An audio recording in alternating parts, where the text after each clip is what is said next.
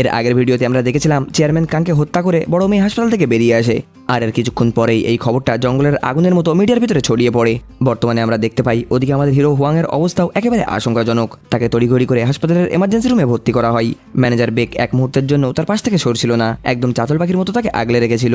জিয়ানকে তখন বুক ফাটা কান্না চেপে ছুটতে হয়েছিল তার বাবার মৃতদেহটা শেষবারের মতো দেখার জন্যে। চেয়ারম্যান কাংয়ের এই হঠাৎ মৃত্যুর কারণে তার স্ত্রী আর ছোট মেয়ে পুরো পাথর হয়ে গিয়েছিল। জিয়ান তখন হাসপাতালের করিডোরে বাবার লাশের পাশে মাকে জড়িয়ে ধরে এমনভাবে হাউমাউ করে কাঁদছিল, তা দেখে বন্ধুরা সত্যি চোখ থেকে জল চলে আসবে। তাদের মনে হচ্ছিল বুকের ভিতরের পুরো আত্মাটা যেন কেউ টেনে বের করে নিয়েছে। ডাক্তাররা হুয়াংকে মৃত্যুর মুখ থেকে কোনো রকম ফিরিয়ে আনতেই সে নিজের শরীরের তোয়াক্কা না করে সোজা ছুটে যায় চেয়ারম্যান কাংয়ের কেবিনের দিকে।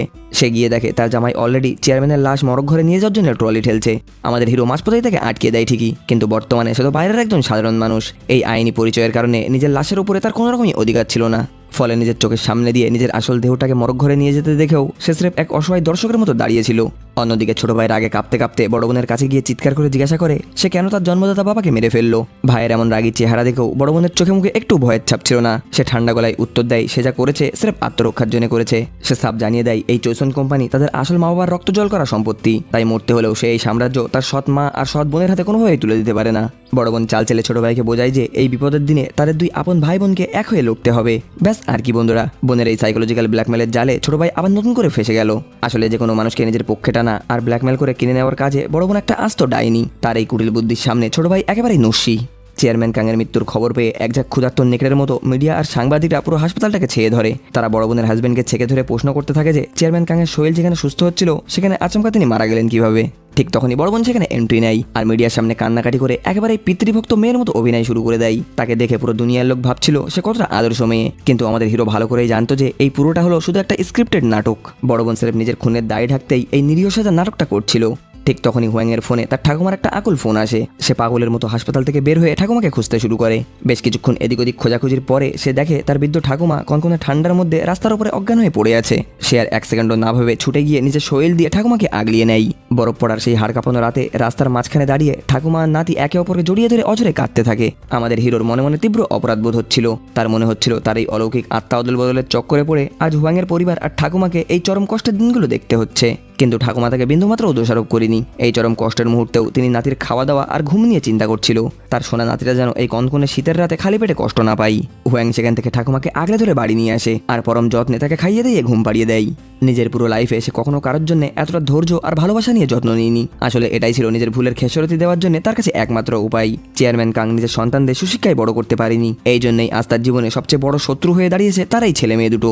কিন্তু পরিস্থিতি যে এতটা ভয়ঙ্কর রূপ নেবে তা তিনি স্বপ্নেও ভাবতে পারেনি। বড় বোন চেয়ারম্যান কাংয়ের আসল শরীরটাকে বিষ খাইয়ে মেরে ফেলাই চেয়ারম্যান কাংয়ের আত্মাটা আর নিজের আসল শরীরে ফিরে যাওয়ার সুযোগ পেল না। এখানে আমাদের হিরোর শরীরে থাকা চেয়ারম্যান কাংয়ের আত্মা চিলেকোঠার এই গরিব ঘরটার দিকে তাকিয়ে ভাবছিল এজন্য এক অলৌকিক মায়াজাল। সে নিজের চোখেই দেখেছে কিভাবে হুয়াং আর তার ঠাকুমা একে অপরকে আগলে ধরে বেঁচেছিল।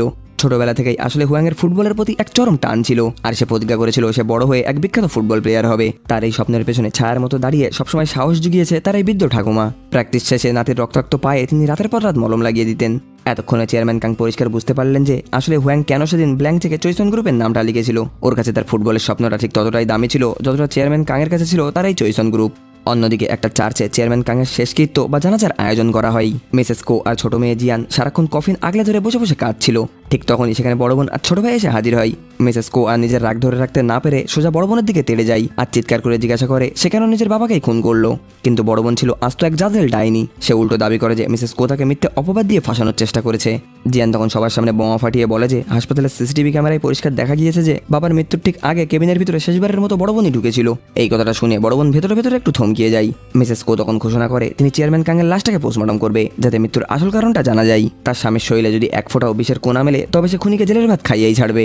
এই কথা শুনে বড় বোন রেগে গিয়ে শটাং পাশে দাঁড়িয়ে থাকা জিয়ানের গালে একটা চড় মেরে বসে আর হুমকি দেয় মা মেয়ে যদি এখনই নিজেদের সীমার মধ্যে না থাকে তবে এর চেয়েও ডবল খেসারতি তাদেরকে দিতে হবে।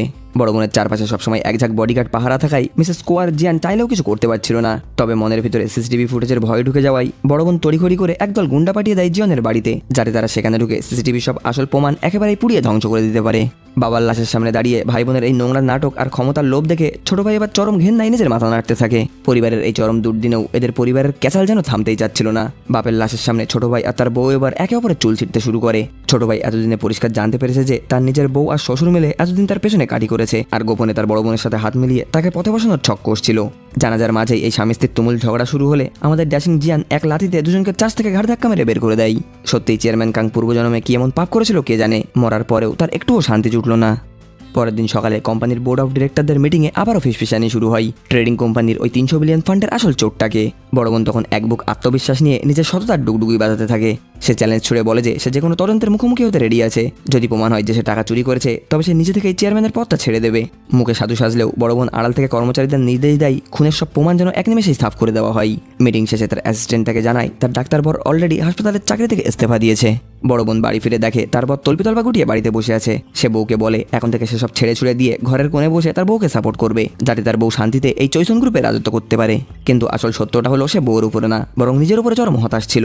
ডাক্তার হয়েও নিজের অযোগ্যের কারণে সে শ্বশুরমশাই চেয়ারম্যান কাংকে বাঁচাতে পারেনি। তাই আফসোসের সাথে সে মানুষের জীবন বাঁচানোর এই পবিত্র পেশাটা চিরতরে ছেড়ে দেয়। সেদিন সন্ধ্যায় আমাদের হিরো একা একাই সেই চার্চে গিয়ে তার আসল শরীর মানে চেয়ারম্যান কাংয়ের লাশের পাশে গিয়ে দাঁড়ায়। কফিনের দিকে তাকিয়ে তার নিজের ভেতরটা একদম পুড়ে ছারখার হয়ে যাচ্ছিল।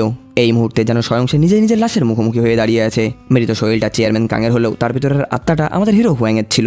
নিজের করা একের পর এক ভুলের জন্য তার অনুশোচনার কোনো শেষ ছিল না। শুরুতে সে ভেবেছিল নিজের সন্তানদের পাপের নোংরা আবর্জনা সে নিজেই পরিষ্কার করে দিয়ে যাবে, কিন্তু সেই ভুল ঢাকতে গিয়ে আজ পরিস্থিতি একেবারে হাতের বাইরে চলে গিয়েছে। তার ছেলেমেয়েরা তো পাপের নর্দমায় ডুবেছেই, সাথে তার নিজের কারণে আজ আসল হুয়াংয়ের মতো একটা নিষ্পাপ ছেলের প্রাণটা অকালে চলে গেল। কিন্তু এখন আর আফসোস করে কোনো লাভ নেই। দুনিয়ায় সব রোগের ওষুধ থাকলেও আফসোসের কোনো ওষুধ হয় না। তাই চেয়ারম্যান কাং এবার নিজের এই কান্নাকে শক্তিতে বদলানোর সিদ্ধান্ত নেয়। সে প্রতিজ্ঞা করে ভবিষ্যতে সে নিজের সমস্ত জেদ আর ক্ষমতা দিয়ে আসল হুয়াংয়ের হয়েই বেঁচে থাকবে, আর তার সেই বৃদ্ধ ঠাকুমাকে নিজের মায়ের মতো আগলিয়ে রাখবে। যেমন কথা তেমন কাজ। পরের দিন আমাদের হিরো তার ঠাকুমাকে সেই বস্তির মতন ভাঙাচোরা ঘর থেকে বের করে নিয়ে $1 মিলিয়ন অ্যাপার্টমেন্টে নিয়ে গিয়ে হাজির হয়। কিন্তু সরল মনের বুড়ো ঠাকুমার কাছে এই অচেনা বিল্ডিংটা একেবারেই পছন্দ হয় না। সে ছটফট করে তার নাতিকে খুঁজতে থাকে আর কান্নাকাটি শুরু করে দেয় যে তার নিজের পুরনো ভাঙাচোরা বাড়িটাই সে ফিরে যাবে। ঠাকুমার এই অনবরত ঘ্যানঘ্যানির কাছে শেষমেশ তাকে হার মানতে হয়। এরপর সে বাধ্য হয়ে ঠাকুমাকে তাদের সেই চেনা পুরনো পাড়ার সেলুনে চুল কাটতে নিয়ে যায়। নতুন চুলে নিজেকে আয়নায় দেখে আর পাশে নিজের আদরের নাতিকে দেখে ঠাকুমার আনন্দ আর ধরছিল না। সেলুন থেকে বেরিয়ে সে হুয়াংকে নিয়ে পুরো বাজারে চক্কর কাটতে লাগলো। আসলে সে পুরো দুনিয়াকে নিজের গুণী আর হ্যান্ডসাম নাতিকে দেখিয়ে একটু অহংকার করতে চাইছিল। বাজারে ঘোরার সময় হুয়াং খেয়াল করে যে তার ঠাকুমা ফুল বড্ড ভালোবাসে, তাই সে একতলা সুন্দর ফুল কিনে ঠাকুমার হাতে ধরিয়ে দেয়। এরপরে দুজন মিলে এক রাজকীয় রেস্তোরাঁয় গিয়ে কবজি ডুবিয়ে খাওয়া দাওয়া করে নেয়। এখানেই শেষ না বন্ধুরা। এরপর বাজারে গিয়ে কিচেনের এক ঝাঁক আধুনিক ইলেকট্রনিক্স জিনিসপত্র কিনে এনে বাড়িটাকে সাজিয়ে দেয়, যাতে ঠাকুমার একটু আরাম হয়। এমনকি সে ঠাকুমার শরীরের জন্য বেশ কিছু দামি দামি ওষুধও কিনে আনে। বুড়ো মানুষ যদি ভুলে যায়, তাই সে প্রতিটি ওষুধের বোতলের গায়ে নিজের হাতেই নিয়মাবলীগুলো লিখে রেখেছিল। কিন্তু ঠাকুমার মনে হুট করে একটা খটকা লাগলো। হুয়াং যেভাবে সবকিছুর ব্যবস্থা করছিল তা দেখে মনে হচ্ছিল সেজন্য চিরতরে কোনো জায়গায় চলে যাওয়ার প্রস্তুতি নিচ্ছে। সেদিন রাতে আমাদের হিরোর ফোনে জিয়ানের একটা জরুরি কল আসে। হুয়াং তড়িঘড়ি করে নির্দিষ্ট জায়গায় পৌঁছিয়ে দেখে জিয়ান পাগলের মতো বসে বসে মদ গিলছে। মানুষ নেশার ঘরে নিজের মনের আসল সত্যিগুলো উগড়িয়ে দেয়। জিয়ান তখন কাঁদতে কাঁদতে ওকে বলে তাদের বাবা একটা শেষ বিদায় পর্যন্ত না জানিয়ে তাদেরকে ছেড়ে চলে গেল। সে চিরকাল তার বাবার একটুখানি ভালোবাসা পাওয়ার জন্য চাতল পাখির মতো অপেক্ষা করেছিল। সে চাইতো তার বাবা যেন তাকে বুকে জড়িয়ে ধরে আর একটু স্নেহ চোখে তাকায়, কিন্তু সেই ইচ্ছাটা বোধহয় এই জন্মে আর পূরণ হলো না, কারণ সে তার বাবাকে চিরদিনের মতো হারিয়ে ফেলেছে। নিজের মেয়ের মুখে এমন কথা শুনে চেয়ারম্যান কাংয়ের আত্মার বুকটা আজ অনুশোচনায় ফেটে যাচ্ছিল। পরের দিন সকালে কাং পরিবারের সবাই এক ছাদের নিচে হাজির হয়। বড় বোন আর ছোট ভাই মিলে সৎ মাকে আর জিয়ানকে বিন্দুমাত্র না জানিয়ে গোপনে চেয়ারম্যান কাংয়ের মৃতদেহের সৎকারটা করে ফেলেছিল। আজ সেখানে ফ্যামিলি উকিল এসছে চেয়ারম্যান কাংয়ের আসল সম্পত্তির দলিলটা পড়ে শোনানোর জন্য। দলিল শুনে মিসেস কো আর জিয়ানের পায়ের তলার মাটি সরে যায়। উইলে মিসেস কোর যৌবনের খেসারতি আর রিটায়ারমেন্টের পেনশন হিসেবে সম্পত্তির এক সামান্যতম অংশ দেওয়া হয়েছে, আর বাকি পুরো বিশাল সাম্রাজ্য সমানভাবে ছোট ভাই আর বড় বোনের ভিতরে ভাগ করে দেওয়া হয়েছে। এমনকি তাদের ছেলেমেয়েরাও জয়সন গ্রুপের 1% করে শেয়ার পেয়েছে। মিসেস কো আর জিয়ান এই জালিয়াতির ধাক্কা সামলে ওঠার আগেই হুট করে পুলিশ এসে হানা দিয়ে সেখানে মিসেস কোকে অ্যারেস্ট করে নেয়। পুলিশ সন্দেহ করেছে ট্রেডিং কোম্পানির ওই 300 বিলিয়ন চুরির আসল মাস্টারমাইন্ড স্বয়ং মিসেস কো। নিজের চোখের সামনে মাকে ওভাবে পুলিশ ধরে নিয়ে যাচ্ছে দেখে জিয়ান একেবারেই অসহায় আর একা হয়ে পড়ে। নিজের আপন সৎ ভাই বোন মিলে তাকে একদম আজ খাদের কিনারায় এনে দাঁড় করিয়ে দিয়েছে। লকআপে বসে মিসেস কো ভাবছিলেন তার তো আর হারানোর কিছুই নেই, তাই তিনি একাই সব চুরির দায় নিজের ঘাড়ে নিয়ে নিতে চাই, যাতে তার মেয়ে জিয়ান অন্তত এই নোংরা চক্রান্ত থেকে বেঁচে থাকতে পারে। মা মেয়ে এখন চারিদিক থেকে পুরোই এক ঘরে। দ্রুত ওই যমজ ভাই বোনের সাথে লড়াই করার মতো কোনো শক্তি তাদের অবশিষ্ট নেই। তবে জিয়ান দমে না গিয়ে ঘাটাঘাটি শুরু করতেই এক ভয়ঙ্কর সত্য জানতে পারে। তার মায়ের আসল সিলমোহর আর বহু পার্সোনাল নথিপত্র অলরেডি হ্যাক করে নেওয়া হয়েছে। তার বড় বোনই আসলে জাল প্রমাণ তৈরি করে তাদেরকে ফাঁসানোর জন্য এই নথিপত্রগুলো হ্যাক করে এই নোংরা খেলাটা খেলেছে। সে সেক্রেটারি লিকে এই চক্রান্তর আসল গোড়া খোঁজার দায়িত্ব দেয়। এরপরে জিয়ান হন্যে হয়ে আমাদের হিরোকে ফোন করার চেষ্টা করলেও তাকে কোনোভাবেই পাচ্ছিল না। মেয়েটার এখন এমন অবস্থা যেন সে পুরো কাটার উপরে বসে রয়েছে। ঠিক তখনই সেই রাতে ছোট ভাই গোপনে জিয়ানের সাথে দেখা করতে আসে। সে এসে বলে সে বাবার কবরের সামনে কসম খেয়ে এসছে সে এখন থেকে ছোট বোনকে একদম আগলিয়ে রাখবে। ছোট ভাই এখানে জিয়ানকে এক সিক্রেট প্ল্যান দেয়।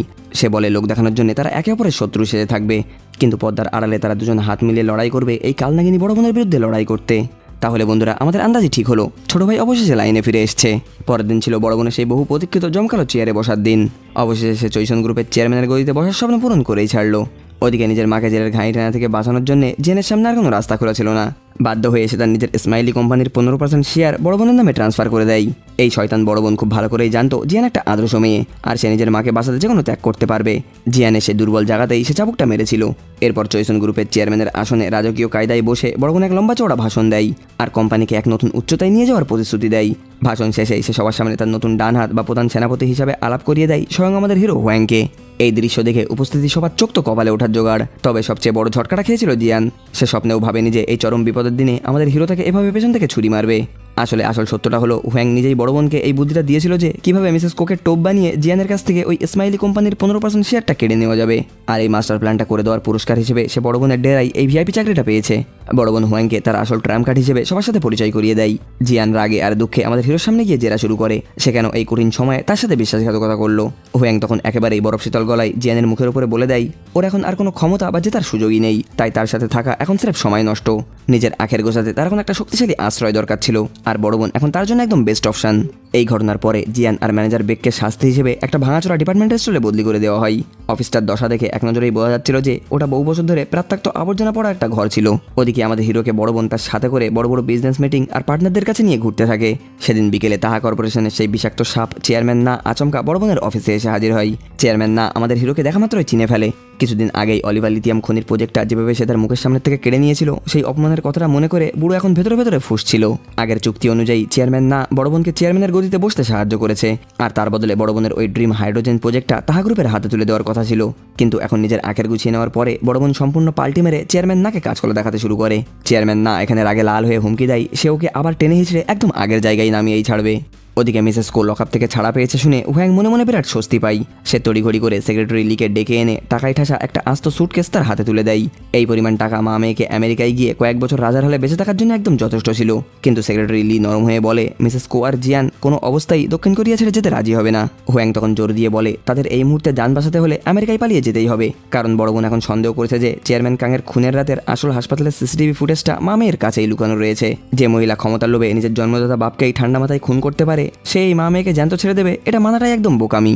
বর্তমানে মা মেয়ের হাতের সমস্ত টাকা ফুরিয়ে যাওয়ায় আর থাকার কোনো জায়গা না থাকায় তারা বাধ্য হয়ে একটা পাবলিক গোসলখানায় আশ্রয় নেয়। হোয়াং গোপনে সেখানে গিয়ে দূর থেকে তাদের এই দুর্দশাটা দেখছিল। মিসেস কোর এমন ফ্যাকাশে আর রোগাটের চেহারা দেখে ওর বুকটা ফেটে যাচ্ছিল। সে মিসেস কোয়ের গায়ে আলতো করে একটা কম্বল জড়িয়ে দিতে গেলে জিয়ান আচমকা জেগে ওঠে আর আমাদের হিরোকে একটা আস্ত লম্পট ভেবে বসে। অবস্থা বেগতিক দেখে হোয়াং সেখান থেকে চম্পট দেয়। ভাগ্যিস অন্ধকারের কারণে জিয়ান বা মিসেস কো তার আসল চেহারাটা দেখতে পায়নি। টাকার চরম টানাটানি থাকায় জিয়ান বুদ্ধি খাটিয়ে সোজা আমাদের হিরো হোয়াংয়ের বাড়ির ঠিক পাশের ঘরটা ভাড়া নিয়ে নেয়। এর ফলে এক দিনে দুই ভাগই মারা যাবে। একদিকে সে 24 ঘন্টা হোয়াংয়ের উপরে কড়া নজর রাখতে পারবে, আর অন্যদিকে ওর ঠাকুমার হাতের অমৃত মার্কা রান্না রোজ রোজ বিনা পয়সায় খেতেও পারবে। ভাগ্যের মার খেয়ে মা মেয়ে একেবারে এখন চূড়ান্ত নির্লজ্জর মোড অন করে ফেলেছে। তারা দুজন মিলে তাদের মিষ্টি কথার জাদুতে ঠাকুমার রান্নার প্রশংসা একেবারেই আকাশে তুলে দেয়, যা শুনে বৃদ্ধ ঠাকুমা তো পুরো খুশিতে গদগদ। ব্যাস আর কি, মা মেয়ে পাকাপাকিভাবে হোয়াংয়ের বাড়িতে ফ্রিতে 3 বেলা রাজকীয় খাবারের পারমিশন বাগিয়ে নেয়। খাওয়া দাওয়া শেষ করে জিয়ান আবার হোয়াংয়ের পিছু নেওয়া শুরু করে দেয়, যা দেখে আমাদের হিরো চরম বিরক্ত হচ্ছিল। কিন্তু জিয়ান ছিল আস্ত একটা জোক। হোয়াং যতই তাকে দূরে ঠেলে দেওয়ার চেষ্টা করছিল সে ততই বেশি তার গায়ে সেটে বসছিল। কিন্তু আমাদের হিরোও তো কাঁচা খেলোয়াড় না, সে এবার পাল্টা চাল চেলে এক চরম মরণ কামড় দেয়। সে জিয়ান, ম্যানেজার বেক আর সেক্রেটারি লিকে একটা পরিত্যক্ত গোডাউনে পাঠিয়ে দেয়, যেখানে তাদেরকে হাড়ভাঙা খাটুনি আর চরম পরিশ্রম করতে হয়। কিন্তু এখানেই শেষ না, হোয়াং এবার নিজের ক্ষমতার গরম দেখিয়ে ব্যক্তিগত প্রতিশোধ নিতে শুরু করে। সে জিয়ানকে ব্যাংকের কাস্টমার সাপোর্টের প্রজেক্টে পাঠিয়ে দেয়, যেখানে তাকে হাজার হাজার কাস্টমারের দৌড়ে দৌড়ে ঘুরে ব্যাংকের কার্ড খোলার জন্য তেল মারতে হচ্ছিল। টানা 2 দিন 24 ঘন্টা জান লড়িয়ে খাটনির পরে জিয়ানের মনে হচ্ছিল সারাদিন দৌড়িয়ে আর হেঁটে তার পা দুটো যেন শরীর থেকে খুলে পড়ে যাবে। আসলে জিয়ানের এই চরম একগুয়েমি দেখে আমাদের হিরো ভেতর থেকে পুরো পাগল হয়ে যাচ্ছিল। সে মনে মনে শুধু এটাই চাইছিল যে জিয়ান একটু কষ্টের স্বাদ পেয়ে হার মেনে যেন দেশ ছেড়ে পালিয়ে যায়। এই মা মেয়ে যদি জলদি করে আমেরিকায় না চলে যায় তবে খতরনাক বড় বোন যে কোনো সময় তাদেরকে খতম করে দিতে পারে। এই ভয়টাই আমাদের হিরোকে তাড়া করে বেড়াচ্ছিল, কারণ বড় বোনের মনে সারাক্ষণ এখন একটাই কাটা খচখচ করছিল যে চেয়ারম্যান কাংয়ের খুনের রাতের হাসপাতালের আসল সিসিটিভি ফুটেজ হয়তো এই মা মেয়ের কাছেই রয়েছে। সেক্রেটারি লি তখন হোয়াংকে একটা বুদ্ধি দেয়, যদি তাদের কাছে সিসিটিভি ফুটেজটা থেকেও থাকে তবে সেটা দিয়ে তো বড় বোনকে এক চালের নিচেই কুপকাত করা যাবে। কিন্তু হোয়াং পাল্টা যুক্তি দেয় ওইটুকু প্রমাণ এখনো বড় বোনকে পুরোপুরি ধ্বংস করার জন্য যথেষ্ট না। বড় বোন বড্ড ধূর্ত আর বিষাক্ত সাপ, তাই যতক্ষণ না সাফল্যর গ্যারান্টি 100% হচ্ছে ততক্ষণ কোনো ঝুঁকি নেওয়াই যাবে না। স্বয়ং চেয়ারম্যান কাংয়ের মৃত্যুই তার সবচেয়ে বড় প্রমাণ। ওদিকে বড় বোন অলরেডি তার গুন্ডাদেরকে পাঠিয়ে দিয়েছে হাসপাতালের সেই সিকিউরিটি গার্ডের পেছনে। তারা ওই গার্ডকে মোটা অঙ্কের টাকার লোভ দেখিয়ে হাসপাতালের সিসিটিভি ফুটেজগুলো ডিলিট করাতে বাধ্য করে। গার্ডও টাকা পেয়ে পুরো হাসপাতাল থেকে ইস্তেফা দিয়ে সোজা একটা সস্তা ইন্টারনেট ক্যাফেতে গিয়ে লুকিয়েছিল। কিন্তু আমাদের হিরো ঠিকই তার গন্ধ শুকে সেখানে হাজির হয় আর তার নজর কেড়ে তাকে কিছু ক্ষতিপূরণ দেয়। এরপরে তাদের দুজনের মধ্যে কথাবার্তা পাকা হয় আর তারা একে অপরের নাম্বারটা এক্সচেঞ্জ করে নেয়। হুয়াং এই সিকিউরিটি গার্ডের সাথে ডিল করে যে 500 মিলিয়নের বিনিময়ে সে আসল সিসিটিভি ফুটেজটা কিনে নেবে। ওরা ঠিক করে রাতের বেলার এক সুনসান পার্কিং লটে এই ডিলটা তারা করবে। আমাদের হিরো সময়ের একটু আগেই পার্কিং লটে পৌঁছে যায় আর সেখানে গিয়ে সে আচমকা দেখতে পায় চেয়ারম্যান নায়ের গুন্ডারা সেখানে উৎপেতে বসেছিল। আসলে বড় বোন যে হাসপাতালের সিসিটিভি ফুটেজের পেছনে ছুটছে এই খবরটা চেয়ারম্যান নায়ের কানেও চলে যায়। সে এই গোপন সত্য দিয়ে বড় বোনকে ব্ল্যাকমেল করে নিজের হাতের পুতুল বানিয়ে রাখতে চাই। আমাদের হিরো হুয়াং এখানে সন্দেহ করে যে এই পুরো চালটার পেছনে হয়তো চেয়ারম্যান নায়েরও কোনো হাত আছে। ওদিকে বড় বোনের সন্দেহের তীরটা আবারও ঘুরে তার ছোট ভাইয়ের দিকে। তবে বড় বোনের আন্দাজ কিন্তু এবার ঠিক ছিল। পর্দার আড়াল থেকে আসলে ছোট ভাই আর জিয়ান মিলে সুতো নাড়ছিল। সেদিন অফিসে বসে যখন এই দুইজন মিলে জিয়ানের মারকুটে প্ল্যান নিয়ে উত্তেজিত হয়ে আলোচনা করছিল, ঠিক তখনই বড় বোন কেবিনে ঢুকে পড়ে। ভয়ে তো জিয়ান 1 সেকেন্ডের মধ্যেই টেবিলের নিচে গিয়ে লুকিয়ে পড়লো। আসলে এই ছোট ভাই বোন মিলে তাদের সোর্স খাটিয়ে এক নামী পত্রিকায় অলরেডি নিউজ ছাপিয়ে দিয়েছে যে চেয়ারম্যান কাংয়ের মৃত্যুটা আসলে কোনো স্বাভাবিক মৃত্যু না, এর পেছনে গভীর রহস্য আছে। আসলে জিয়ান আর ছোট ভাই নিজেদের প্রমাণ আড়াল করার ক্ষেত্রে বড্ড কাছাকাছি করে ফেলেছিল। তারা সোজা সেই পত্রিকায় খবর লিক করেছিল যার সাথে ছোট ভাইয়ের সবচেয়ে ঘনিষ্ঠ যোগাযোগ ছিল। তবে ভাগ্যিস ঠিক ওই মক্ষম সময়ে বড় বোনের ফোনে একটা জরুরি কল আসে আর সে অন্যদিকে ব্যস্ত হয়ে পড়ে। আর এরাও এই ডাহা মিথ্যে আর চক্রান্তর হাতে নাতে ধরা পড়ার থেকে বেঁচে যায়। বড় বোন আসলে এই মুহূর্তে আরও এক মারাত্মক বড় ষড়যন্ত্রের জালে ফেসে যাচ্ছিল। এদিকে আমাদের হিরো হুয়াংও সেখানে হতজন্দ হয়ে ছুটে আসে আর জিয়ানকে বড় বোনের হাতে ধরা পড়তে না দেখে সে একটু স্বস্তির নিঃশ্বাস ফেলে। তবে সে ওকে কড়া ভাষায় ওয়ার্নিং দিয়ে বলে সে যেন নিজের এই অতিরিক্ত চালাকি আর দিমাগ দেখানোটা বন্ধ করে। এটা একটা জীবন মরণের খেলা, কোনো ছেলে খেলা না। ওর কয়টা জীবন আছে যে সে বারবার জমদুয়ারে গিয়ে পা দিচ্ছে। ওদিকে বুড়ো চেয়ারম্যান না বড় বোনকে একটা পরিত্যক্ত নোংরা গুদামে ডাক করাই। সেখানে গিয়ে বড় বোনকে কাঁচা মাছের একটা দৃশ্য দেখতে হয়। সেই কাঁচা মাছের পচা গন্ধর চেয়েও 1000 গুণ বেশি কুৎসিত আর বিষাক্ত ছিল চেয়ারম্যান নায়ের আসল চেহারাটা। আসলে সেই বুড়োর কাছে একটা অডিও রেকর্ডিং ছিল। সেখানে বড় বোন নিজেই স্বীকার করেছিল যে সে বালিশ চাপা দিয়ে চেয়ারম্যান কাংকে হত্যা করার চেষ্টা করেছিল। বড় বোন তখন আত্মসমর্পণ করে বলে ওটা একটা পুরনো কাসুন্দি, এবারকার হাসপাতালে চেয়ারম্যান কাংয়ের আসল মৃত্যুর সাথে তার কোনো হাতই নেই। সে কেবিনের ভিতরে সিসিটিভি ক্যামেরা দেখা মাত্রই সেখান থেকে পালিয়ে এসেছিল। খুব সম্ভবত বড় বোন বেরিয়ে যাওয়ার ঠিক ওই সুযোগটা নিয়েই চেয়ারম্যান না নিজেই চেয়ারম্যান কাংকে খুন করেছে আর এখন বড় বোনকে এই ফ্রেমে ফাঁসানোর চেষ্টা করছে। এতক্ষণে বড় বোন টের পেল যে সে আসলে আগুন নিয়ে খেলছিল আর আগুন নিয়ে খেললে হাত তো একটু পুড়বেই। মেয়েটার মনে চূড়ান্ত ভয় ধরাতে চেয়ারম্যান না তার চোখের সামনেই সেই হাসপাতালের সিকিউরিটি গার্ডকে ঠান্ডা মাথায় খুন করে দেয়, যা দেখে বড় বোনের হাত পা তো একদম ঠান্ডা হওয়ার জোগাড়। বুড়ো তখন হুমকি দেয় সে যদি তার সব দাবি না মেনে নেয় তবে সে এই খুনের সত্যিটা দুনিয়ার সামনে এনে তাকে ফাঁসিতে ঝুলাবে। শয়তানেরও বড় শয়তান চেয়ারম্যান নায়ের সামনে এসে বড় বোন বুঝতে পারে সে এখনো একটা বাচ্চা। এরপর কোনো উপায় না দেখে শেষমেশ বড় বোন আমাদের হিরো হুয়াংয়ের স্মরণে এসে হাজির হয়। দুজন মিলে একটা চার্চে গিয়ে দেখা করে যেখানে চেয়ারম্যান কাংয়ের ছবিটা রাখা ছিল। নিজের বাবার ছবির সামনে দাঁড়িয়ে হুয়াং বড় বোনকে এবার জেরা করতে শুরু করে। বড় মেয়ে এখানে জান প্রাণ দিয়ে অস্বীকার করতে থাকে যে সে বাবাকে খুন করেনি, কিন্তু চার্চের কাঁপতে থাকা মোমবাতির আলো যেন তার ভেতরের সব পাপ আর মিথ্যেকে উলঙ্গ করে দিচ্ছিল। এই চরম মুহূর্তেও বড় বোন বাবার খুনের দায়টা একেবারেই স্বীকার করতে চাইছিল না। হুয়াং অবশ্য তার কথা বিশ্বাস করে, কারণ সে এখন নিজেও জানে যে এই পুরো চালটা আড়াল থেকে সেই বুড়ো চেয়ারম্যান নাই চেলেছে। তবে বড় বোনের ভিতরের বিষাক্ত রূপটা তখন বেরিয়ে আসে যখন সে মুখের উপরে বলে দেয় চেয়ারম্যান কাংয়ের আসলে মারা যাওয়ারই দরকার ছিল। ওর চোখে তার বাবা ছিল একটা আস্ত জল্লাদ যে সারা জীবন শুধু তার নিজের সন্তানদের কষ্টই দিতে চেয়েছিল। নিজের মেয়ের মুখে এই চরম কুলাঙ্গার মার্কা কথা শুনে ভেতরে ভেতরে চেয়ারম্যান কাংয়ের আত্মাটা একদম রাগে ফুঁসছিল। কিন্তু এই মুহূর্তে নিজের রাগ দেখালে চলবে না। বড় মেয়েকে শান্ত করা আর তার বিশ্বাস জেতারাই এখন আমাদের হিরোর আসল কাজ। তাই আমাদের হিরো ওকে সান্ত্বনা দিয়ে প্রমিস করে সে যদি তাকে পুরো ঘটনাটা একেবারে নিখুঁতভাবে খুলে বলে তবে সে নিজের জান লড়িয়ে চেয়ারম্যান নায়ের বিরুদ্ধে এই লড়াইয়ে ওকে জিততে সাহায্য করবে। পরের দিন সকালে চেয়ারম্যান না বিন্দুমাত্র তোয়াক্কা না করে সোজা চয়সন গ্রুপে ঢুকে পড়ে আর এমন ভাব দেখায় যেন পুরো কোম্পানিটাই তার বাপের সম্পত্তি। সে সোজা গিয়ে বড় বোনের চেয়ারম্যানের চেয়ারে পা তুলে বসে আর হাইড্রোজেন প্রজেক্টটা তাহা গ্রুপের নামে লিখিয়ে দেওয়ার হুমকি দেয়। বিনা পয়সায় $1 মিলিয়ন এই প্রজেক্টটা হাতিয়ে নেওয়ার এই নোংরা আবদারটা ছিল স্রেফ একটা দিবা স্বপ্ন। নিজের দুর্বলতার কারণে কোণঠাসা হলেও বড় বোন কোনোভাবেই এই লোভী বুড়োর কাছে হার মানতে রাজি ছিল না। চেয়ারম্যান না তখন হুমকি দেয় সে যদি তার কথা না শোনে তবে তার মান সম্মানটা ধুলোয় মিশিয়ে দেবে। মানসিক অত্যাচার আর ব্ল্যাকমেলে এই বুড়ো ওস্তাদ হলেও এবার হয়তো সে আমাদের হিরো হুয়াংয়ের মতো জাদরেল প্লেয়ারের মুখোমুখি পড়েছে। অন্যদিকে জিয়ান আর ছোট ভাইও এবার আসল সত্যর গন্ধ পেয়ে যায়। তারা 1 সেকেন্ডেই ধরে ফেলে চেয়ারম্যান না নিশ্চয়ই বড় বোনের কোনো নরম জায়গা চেপে ধরেছে, যার কারণে সে কোম্পানির ভেতরে এভাবে দাপট দেখাতে পারছে। এই দুই ভাই বোন প্ল্যান করে ওদের দুজনকে নিজেদের মধ্যে কামড়াকামড়ি করে মরতে দেওয়া হোক আর তারা মাঝখান থেকে জেলে মার্কা বুদ্ধি খাটিয়ে পুরো ফায়দাটা লুটে নেবে। সেদিন সন্ধ্যায় মিসেস কো তার সৎ ডাক্তার জামাইয়ের খোঁজে যায় আর অনেক যত্ন করে তার ছেলেদের জন্য খাবারও নিয়ে আসে। তিনি জামাইকে সান্ত্বনা দিয়ে বলে তিনি পুরো ব্যাপারটা বুঝতে পেরেছিল আর জামাইকে বিন্দুমাত্র দোষ দেয় না, কারণ সে চেয়ারম্যান কাংকে বাঁচানোর আপ্রাণ চেষ্টা করেছিল। এখানে মিসেস কো শুরু তার স্বামীর আসল মৃত্যুর কারণটা জানতে চাইছিল, কিন্তু জামাই তখন মুখে একদম কলপেটে থাকে। আসলে সে নিজেই এক ভয়ঙ্কর উভয় সংকটের মুখে পড়েছিল। যাওয়ার সময় মিসেস কো তীক্ষ্ণ চোখে খেয়াল করে জামাইয়ের গাড়ির ডিক্কিতে একটা মেডিকেল কিট রয়েছে। সে যদি ডাক্তারের পেশা ছেড়েই দিয়ে থাকে তবে গাড়িতে কেন সে এখনো চিকিৎসার সরঞ্জাম নিয়ে ঘুরছে? সন্দেহ হওয়ায় তিনি গোপনে জামাইয়ের পিছু নেয়, কিন্তু লোকটা বড্ড চতুর, সে এক পলকে মিসেস কোকে ধোকা দিয়ে চোখ এড়িয়ে সেখান থেকে চলে যায়। একই সময় জিয়ানার ছোট ভাইও মাঠে নেমে পড়ে। চেয়ারম্যান না বনসাই গাছ বড্ড ভালোবাসে, সেই খবরটা ছোট ভাই খুব ভালো করেই জানতো, তাই সে নিজের নাম ভাঙিয়ে জিয়ানকে সাথে নিয়ে সোজা চেয়ারম্যান নায়ের পার্সোনাল বাড়িতে হাজির হয়। লোক দেখানোর জন্য জিয়ান সেখানে একটা প্রফেশনাল গাছ বিশেষজ্ঞ সেজেছিল, কিন্তু আড়ালে তারা দুজন মিলে বুড়োর অপমানের আসল প্রমাণ খুঁজছিল। ঠিক যখনই তারা প্রমাণটা হাতে পেয়েছে, তখনই বাড়ির কাজের মেয়ে এসে অ্যালার্ট করে চেয়ারম্যান না বাড়ি ফিরে এসছে। ধরা পড়ার ভয়ে দুজন যান হাতে নিয়ে সেখান থেকে এক দৌড়ে চম্পট দেয়। সিনটা জাস্ট একেবারেই ধরা পড়ে মরে যাও, না হলে পালিয়ে বেঁচে যাওয়ার মতো ছিল। তারা গাড়ির ভেতরে লুকিয়ে থেকে চেয়ারম্যান নায়ের উপরে নজর রাখছিল, কিন্তু তখনই সেখানে আমাদের হিরো হোয়াংকে গাড়ি থেকে নামতে দেখে দুজনের চোখ তো একদম কপালে উঠে যায়। হোয়াং সেখানে গিয়ে চরম সম্মান দেখিয়ে চেয়ারম্যান নাকে সালাম ঠোকে। আমাদের হিরো সত্যি সময়ের চাল বোঝে, কখন মাথা নত করতে হয় আর কখন বুক ফুলিয়ে দাঁড়াতে হয় সেটা সে খুব ভালো করেই জানতো। সে আসলে এখানে চেয়ারম্যান নায়ের দলে যোগ দিতে এসেছিল, কিন্তু বুড়ো চেয়ারম্যান না আজ তো এক শয়তান আর সন্দেহবাদী লোক হওয়ায় সে হোয়াংকে সহজে বিশ্বাস করতে পারছিল না। চেয়ারম্যান না আর তার খতরনাক মেয়ের বিশ্বাস জিততে আমাদের হিরো এবার তার হাতের শেষ টেক কাটা ছাড়ে। সে প্যান্ট গুটিয়ে তার পায়ের একটা বিশাল কাটা দাগ দেখায়। সে একটা গল্প ফেঁদে বলে যে এই বড় বোন অতীতে চক্রান্ত করে তার এই অ্যাক্সিডেন্টটা করিয়েছিল, যার কারণে তার পা এমনভাবে জখম হয়ে যায় যে সে ফুটবল খেলার ক্যারিয়ারটা চিরতরে হারিয়ে ফেলে। তাই বড় বোনের উপরে তার আজমও ক্ষোভ রয়েছে, আর যেহেতু শত্রু সবসময় বন্ধু হয়, তাই সে বড় বোনকে ধ্বংস করতে চেয়ারম্যান নায়ের সাথে হাত মেলাতে যায়। নিজের কথার ওজন বাড়াতে হোয়াং প্রমিস করে একটাও ফুটো পয়সা খরচ না করিয়ে সে বুড়োকে ওই ড্রিম হাইড্রোজেন প্রজেক্টটা পাইয়ে দিতে পারে। ব্যাস আর কি, এই মোক্ষম টোপ গিলে চেয়ারম্যান না আর তার মেয়ে খুশিতে গদগদ হয়ে আমাদের হিরোকে নিজেদের দলে টেনে নেয়। কিন্তু আসল টুইস্টটা অপেক্ষা করছিল বাইরে। বাড়ি থেকে বেরোনোর সময় হোয়াং তীক্ষ্ণ চোখে খেয়াল করে চেয়ারম্যান নায়ের মেয়ে পাটা খুঁড়িয়ে হাঁটছে, যেন তার পায়ে মারাত্মক চোট লেগেছে। আমাদের হিরো তখন তার ক্ষুরধার মগজ খাটিয়ে পেছনের সব ঘটনাগুলো জোড়া দিতে শুরু করে। তার হায়ার করা নার্সের দেওয়া তথ্য অনুযায়ী খুন হওয়ার রাতে আসল খুনি হাসপাতালের এমার্জেন্সি সিঁড়ি থেকে দড়িয়ে নামার সময় পড়ে গিয়েছিল, যার ফলে তার পায়ে চোট লাগে। আর এখন এই মেয়ের খুঁড়িয়ে চলা পাটা হলো এই খুনের সবচেয়ে বড় জীবন্ত প্রমাণ। তাছাড়া এই মেয়ে আর বড় বোনের সম্পর্ক সবসময় আদায় কাজ করা হলেও ইদানিং সে বড় বোনের মতো লাইফস্টাইল আর পোশাক পরার নকল করছিল। তার মানে আসল প্ল্যান ছিল বড় বোনের ছদ্মবেশ ধরে সে নিজেই চেয়ারম্যান কাংকে খুন করবে, যাতে সিসিটিভিতে ওটা বড় বোন মনে হয় আর খুনের সব দায় বড় বোনের ঘাড়ে গিয়ে চাপে। এই সত্যটা জানতে পেরে আমাদের হিরোর বুকের পাথরটা একটু হালকা হয়। যাক, অন্তত নিজের জন্মদাতা সন্তানদের হাতে তার মৃত্যু হয়নি। সেদিন সন্ধ্যায় মিসেস কো তার সৎ ছেলে অর্থাৎ আমাদের এই ছোট ভাইয়ের সাথে ঘরে আড্ডায় বসেছে। তিনি স্বপ্নেও ভাবেনি যে সৎ মা আর সৎ ছেলের সম্পর্কটা কোনোদিন এতটা ভালো হতে পারবে। ছোট ভাই অবশেষে তার নোংরা লোভ লালসা ছেড়ে সুপথে ফিরে এসে দেখে মিসেস কোয়ের আনন্দের সীমা ছিল না। জিয়ান আর ছোট ভাই মিলে চেয়ারম্যান নায়ের বাড়িতে প্রমাণ জোগাড় করতে গিয়েছিল শুনে তিনি খুশি হলেও একটু আশঙ্কা প্রকাশ করে। তার ধারণা চৈসন গ্রুপের ভিতরে এমন কোনো বড় ঘরের শত্রু লুকিয়ে আছে যে কোম্পানির সব গোপন তথ্যগুলো চৈসন গ্রুপের কাছে পাচার করছে। ছোট ভাই আবেগের ঘরে প্রায় বলেই দিচ্ছিল যে সেই বেইমানটা আর কেউ নয়, স্বয়ং আমাদের হিরো হোয়াং। কিন্তু পাশে বসে থাকা চতুর জিয়ান এক লাথিতে তার পাটা মারিয়ে তাকে থামিয়ে দেয়।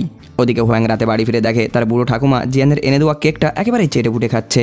সে খুব ভালো করেই জানে দুনিয়ায় বিনা পয়সায় কেউ কাউকে মিষ্টি খাওয়ায় না, আর তার ভাবনাটা একেবারেই ঠিক ছিল। জিয়ান আসলে ঠাকুমার সাথে গল্প করার বাহানায় আমাদের হিরোর ঘরে নজরদারি করতে এসেছিল। সে যাওয়ার সময় ওর ঘরের ডাস্টবিনে ফেলে দেওয়া সব নোংরা কাগজপত্রগুলো কুড়িয়ে নিয়ে গিয়েছিল, যাতে ওখান থেকে বেইমান হোয়াংয়ের কোনো গোপন প্রমাণ জোগাড় করতে পারে। নিজের আদরের মেয়েকে এভাবে ডাস্টবিন হাতড়াতে দেখে তার মা এক সেকেন্ডেই জিয়ানের মনের অবস্থাটা বুঝে যায়। নিজের সন্তান এভাবে কষ্ট পাবে আর মা হাত গুটিয়ে বসে থাকবে তা তো হতে পারে না। এরপরে মা মেয়ে মিলে একজোট হয়ে একটা নতুন মিশন শুরু করে। তারা 24 ঘন্টা হোয়াংয়ের পেছনে আঠার মতো লেগে থাকে, তাকে পুরো পাগল করে ছাড়ে। পরের দিন সকালে অফিসে আমাদের হিরো যেখানেই যাচ্ছিল এই মা মেয়ে একদম তার গায়ের উপরে ঘেঁষে পড়ছিল। তাদের আসল লক্ষ্য ছিল ওর হাতের গুরুত্বপূর্ণ ফাইলগুলোর ছবি গোপনে ক্যামেরায় তুলে নেওয়া। হোয়াং আগে থেকেই চরম সতর্ক হয়ে নিজের ফাইলগুলো একদম সাবধানে রেখে দেয়। মিসেস কো আর জিয়ান অনেক কষ্ট করলেও তাদের মতলবে এবার তারা সফল হতে পারল না। পরের দিন সকালে হাড় ভাঙা খাটুনি খেটে ক্লান্ত আর হতাশ হয়ে জিয়ান অফিসে আসে। সে আবার তার মৃত বাবা চেয়ারম্যান কাংকে এক নিষ্ঠুর আর পাথরের মতো ঠান্ডা মানুষ বলে গালমন্দ দিতে শুরু করে। নিজের চোখের সামনে মেয়ের মুখে বাবার নামে এমন নিন্দা শুনে সেক্রেটারি লিয়ার চুপ থাকতে পারল না। তিনি ক্ষোভে ফেটে পড়ে জিয়ানের সামনে অতীতের এক ভয়ঙ্কর সত্য ফাঁস করে দেয়। তিনি জানান অতীতে জিয়ান যখন আমেরিকায় ছিল তখন একদল বুলি গুন্ডারা তাকে মারাত্মক হেনস্থ করেছিল। সেই খবর শুনে চেয়ারম্যান না নিজেই গোপনে আমেরিকায় গিয়েছিল শুধু নিজের মেয়েকে এই গুন্ডাদের হাত থেকে বাঁচানোর জন্য। বাপের ভালোবাসাটা কখনোই লোক দেখানো বা ঢাকঢোল পেটানো ছিল না, কিন্তু আড়ালে মেয়ের জন্য তার সুরক্ষা কবচ ছিল একটা সীমাহীন ভালোবাসার প্রমাণ। বাবার এই রূপের কথা জানতে পেরে জিয়ান একদম স্তব্ধ হয়ে যায়। সেদিন রাতে মিসেস কো জিয়ানকে জানায় যে তিনি গোপনে খবর পেয়েছে হোয়াং আজ রাতেই চৈসন গ্রুপের হাইড্রোজেন প্রজেক্টে হানা দেবে। আসলে বুড়ো চেয়ারম্যান নাকে দেওয়া প্রমিস অনুযায়ী হাইড্রোজেন প্রজেক্টের সেই আসল কোর ভ্যালু চুরি করতেই ওকে আজ নিজের জান বাজি রেখে সেখানে যেতে হচ্ছিল। চেয়ারম্যান নায়ের খতরনাক সেক্রেটারির সাহায্যে হোয়াং খুব সহজেই প্ল্যান্টের করা নজরদারি ভেঙে ভেতরে ঢুকে পড়ে আর একটা ইউএসবি ড্রাইভে কোম্পানির সমস্ত গোপন ডেটা ব্যাকআপ নিতে শুরু করে। ঠিক তখনই ওর মাথায় এক তীব্র যন্ত্রণা শুরু হয়, মনে হচ্ছিল তার মাথাটা এক্ষুনি ফেটে যাবে। ওদিকে ঠিক সেই মুহূর্তেই সেক্রেটারি লি হোয়াংকে ফোন করে জানায় যে জিয়ান অলরেডি ওই প্ল্যান্টের দিকে রওনা দিয়েছে। এই খবর শুনে ওর পায়ের তলার থেকে মাটি সরে যায়। কিছুক্ষণের মধ্যেই জিয়ান সেখানে ঝড় তুলে হাজির হয় আর ওকে হাতে নাতে ধরে জেরা করতে শুরু করে যে সে কেন তা গ্রুপের সাথে হাত মিলিয়ে চৈসন গ্রুপকে ধ্বংস করতে চাইছে। হোয়াং তখন রাগে জিয়ানের উপরে চিৎকার করে বলে সে যেন তার এই বিপজ্জনক খেলায় নাক না গলিয়ে সোজা বাড়ি চলে যায়, কারণ এই জায়গাটা তার জন্য মোটেও নিরাপদ না। ঠিক তখনই সেখানে ওত পেতে থাকা চেয়ারম্যান নায়ের সেই খতরনাক সেক্রেটারি জিয়ানের উপরে আচমকা হামলা করে। গুন্ডাটা এতটাই শক্তিশালী ছিল যে হিরো আর ম্যানেজার ম্যানেজার বেগ দুজনে মিলেও তাকে কাবু করতে পারছিল না। ধস্তাধস্তির এক পর্যায়ে জিয়ানের মাথা ফেটে রক্ত বেরোতে শুরু হয়। ওর এই দশা দেখে হুয়াং আর কোনো কিছু তোয়াক্কা না করে রক্তাক্ত জিয়ানকে নিজের কোলে তুলে নিয়ে সোজা হাসপাতালের দিকে দৌড় লাগায়। এদিকে ম্যানেজার বেগও আর দেরি না করে সোজা পুলিশকে ফোন করে এই পুরো হামলার ঘটনাটা রিপোর্ট করে। কিন্তু গল্পের সবচেয়ে বড় মাথা ঘুরিয়ে দেওয়া আর ধামাকা টুইস্ট অপেক্ষা করছিল অন্য এক জায়গায়। সেখানে বড় বোনের ডাক্তার বর আর ছোট ভাই মিলে এক চরম সিক্রেট মিশন চালাচ্ছিল। আসলে এই গোপন জায়গায় লুকিয়ে রাখা আছে এক আকাশসমান রহস্য। চেয়ারম্যান কাং এখনো মরেননি, তিনি বেঁচে আছেন। সেই রাতে এই জামাই আর ছোট ভাই মিলে গোপনে হাসপাতাল থেকে চেয়ারম্যান কাংয়ের আসল বডিটা চুরি করে এখানে লুকিয়ে রেখে গিয়েছিল। আর এতদিন ধরে তারা গোপনে চিকিৎসা চালাচ্ছিল। কিন্তু সবচেয়ে ভয়ঙ্কর ব্যাপার হলো সেই কোমায় থাকা চেয়ারম্যান কাংয়ের বডির ভেতরে এখন আটকে আছে আমাদের আসল চাবুক ছেলে হুয়াংয়ের ছটফটে আত্মা। সে ওই অচল শরীরের ভিতরে খাঁচাইবন্দি পাখির মতো ছটফট করছিল আর তীব্র যন্ত্রণায় চিৎকার করছিল, কিন্তু বাইরে তা সেই আওয়াজ শোনার মতো কেউই ছিল না। আর বন্ধুরা, এখানেই আমাদের এই সপ্তাহের এপিসোড দুটো শেষ হয়ে যায়। শেষের দুটো এপিসোড এখনো বাকি আছে, যেটা আমরা সামনের সপ্তাহে দেখব। নজর রাখার জন্য চ্যানেলটিকে সাবস্ক্রাইব করে বেল নোটিফিকেশনটা অন করে রাখুন। আর বন্ধুরা, আমি ভিডিওটা এই চ্যানেলে দিতে বাধ্য হলাম, কারণ আমার মেন চ্যানেলে একটু সমস্যা থাকায় এখন থেকে আমি রেগুলার এই চ্যানেলেই ভিডিও আপলোড করব। আশা করি আপনারা নিশ্চয়ই আমার পাশে থাকবেন। সাপোর্ট করার জন্য এই চ্যানেলটিকে সাবস্ক্রাইব করে নিন, যাতে করে আমি নতুন ভিডিওগুলি আপনাদের জন্য সবসময় নিয়ম করে নিয়ে আসতে পারি। ভিডিওটা কেমন লেগেছে কমেন্ট করে নিশ্চয়ই জানাবেন। ভালো লাগলে লাইক করতে ভুলবেন না। দেখা হচ্ছে পরবর্তী ভিডিওতে।